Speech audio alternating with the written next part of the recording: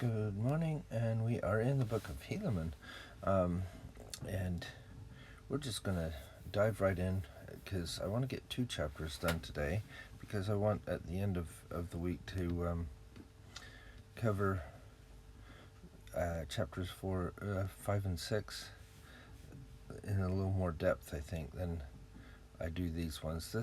These ones are, strangely, it's not my favorite ones. I feel like they're a letdown because these people have tried so hard to get a stable government and everything,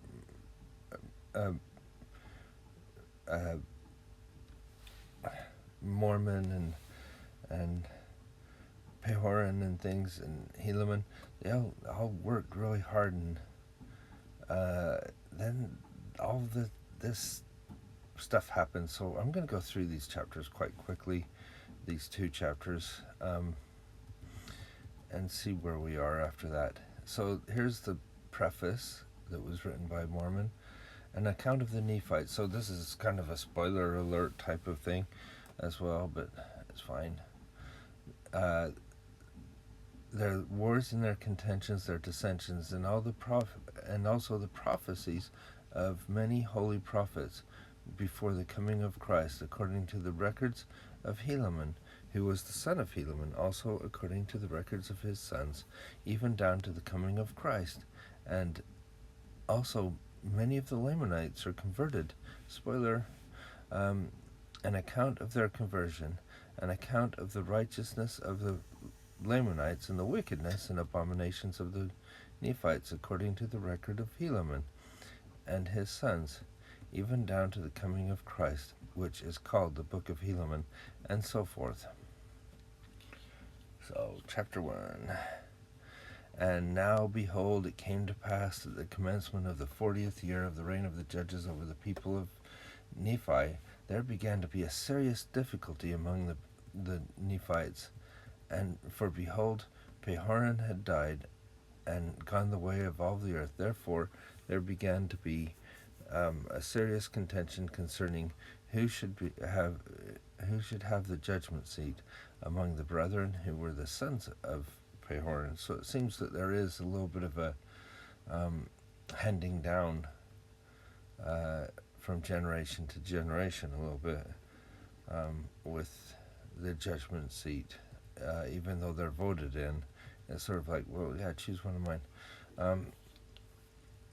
And now these are their names who did contend for the judgment seat, who did also cause the people to contend: Pehoran, Peonki, and Pekimni. Now these are not all the sons of Pehoran, for he had many. And I'm just thinking, I wonder what the other names are, and I wonder if they all start with P as well. One thing I'll say right here. I think throughout this whole book, you'll find that names mean something as well.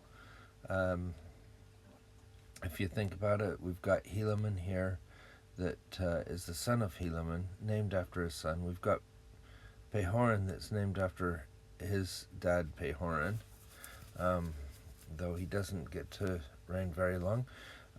And we're going to see a few other names pop up that are named after people, and how that makes a difference in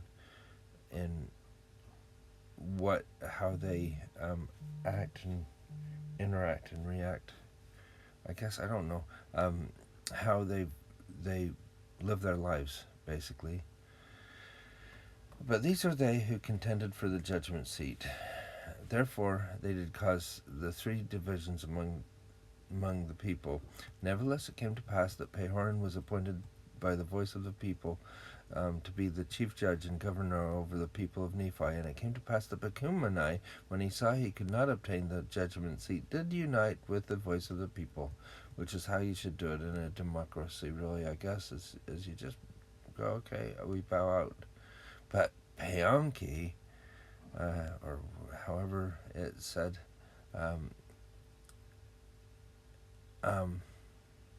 and that part of the people who were desirous that he should be governor was exceedingly wroth. Therefore he was about to flatter away those people to rise up in rebellion against their brethren. That's pretty harsh. And it came to pass that he was about to do this. Behold, he was taken, and he was tried according to the voice of the people, and condemned unto death. For he, unto death. For he had raised up in rebellion, and sought to destroy the liberty of the people. So he was there in prison, condemned to death. Now when those people who were desirous that he should be governor, one thing I didn't mention also I want you to think about from this point on, and I know this is kind of an aside, this is totally off grid, I think, a little bit at this point, but from this point on I think we'll have a good template of what it's going to be like to before the second coming of the Lord. So from here to the end of 4th Nephi, we can look at different ways of how it will be before and during the second coming of the Lord and into the millennium. And so I'll try to point some of those things out. And I think this just political intrigue is one thing that we get nowadays anyway in the governments. And so I just thought I'd point out as we go along that just look for things that we can see that are kind of foreshadowing our day and the days to come. Okay, anyway, so he is condemned to death. Therefore they were angry. And and behold, they sent forth Kishkumen even to the judgment seat of Pehorin, and murdered Pehorin as he sat upon the judgment seat. And he was pursued by the servants of Pehorin, but behold, he was so speedy was the flight of Kishkumen, no man could overtake him. He was a good runner. He was probably in the Olympics. I don't know. And he went unto those that sent him, and they all entered into a covenant, yea, swearing by their everlasting Maker that they would tell no man that Kishkumen had murdered Pehorin. Therefore Kishkumen was not known among the people of Nephi, for he was in disguise at the time that he murdered Pehorin. So there's no connection, nothing tying him to Pecumeni. Not Pecumeni, Peonki, is it? Yeah, sorry. No connection there. Anyway, did mingle themselves among the people in a manner that they could not be found, but as many as were found were condemned to death.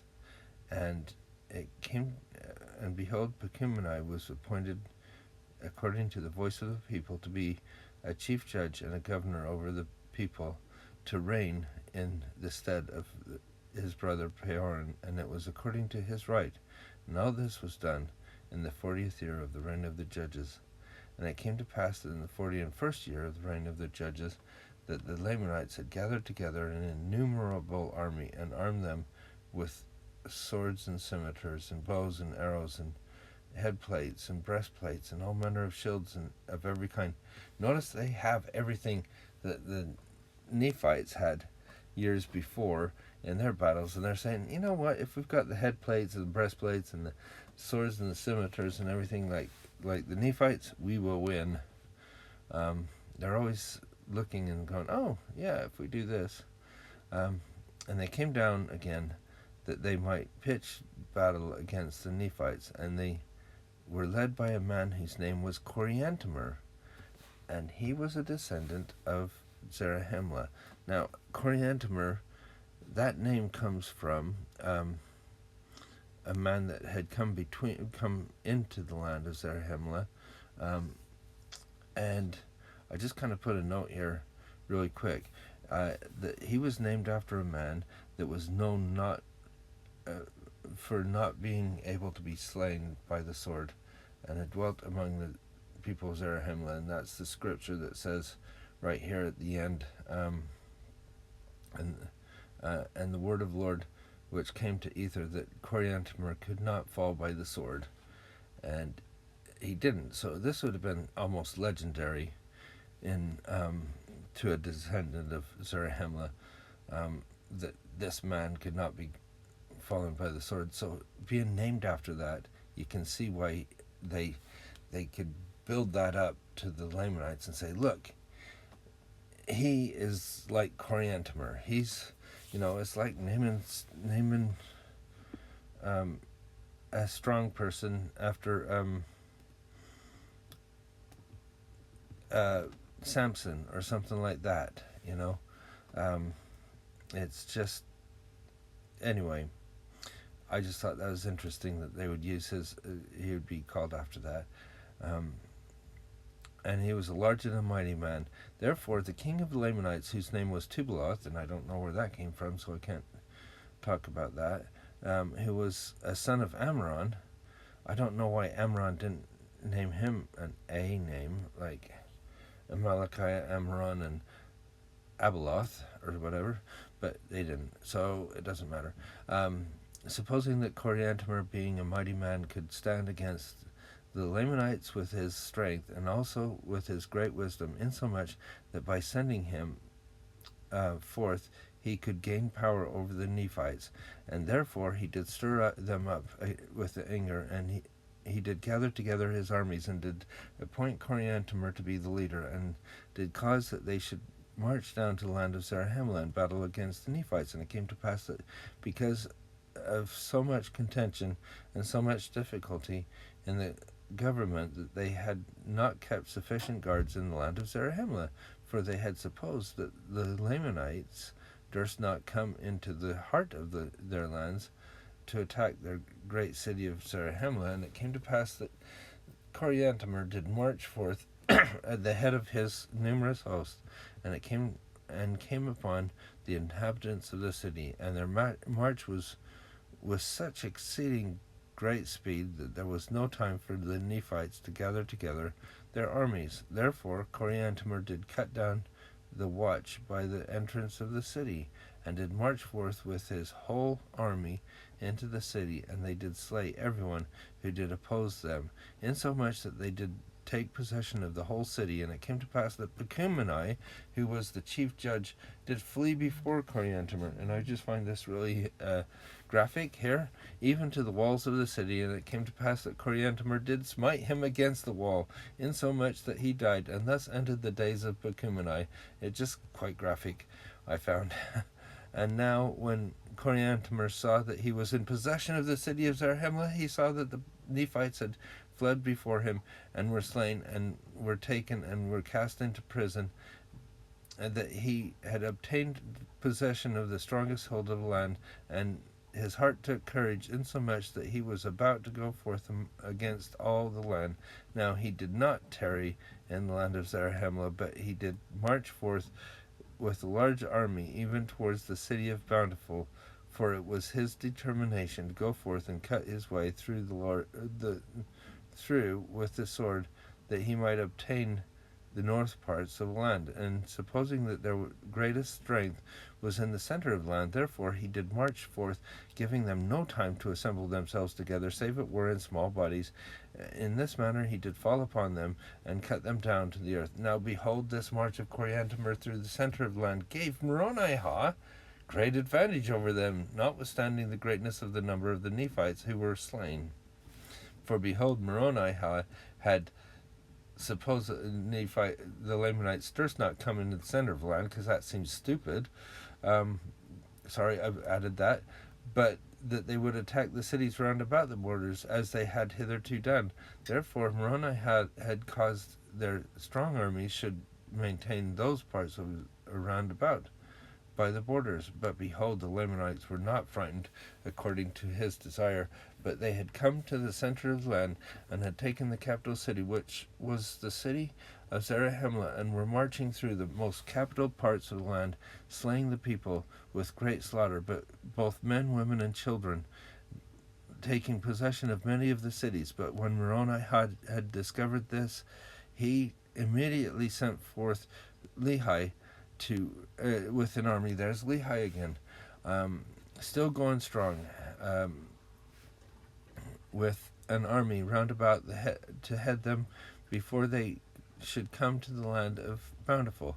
Thus he did, and he did head them before they came to the land Bountiful, and gave them battle, insomuch that they began to retreat back towards the land of Zarahemla. And it came to pass that Moronihah did head them in their retreat, and did give them battle, insomuch that it became an exceedingly bloody battle.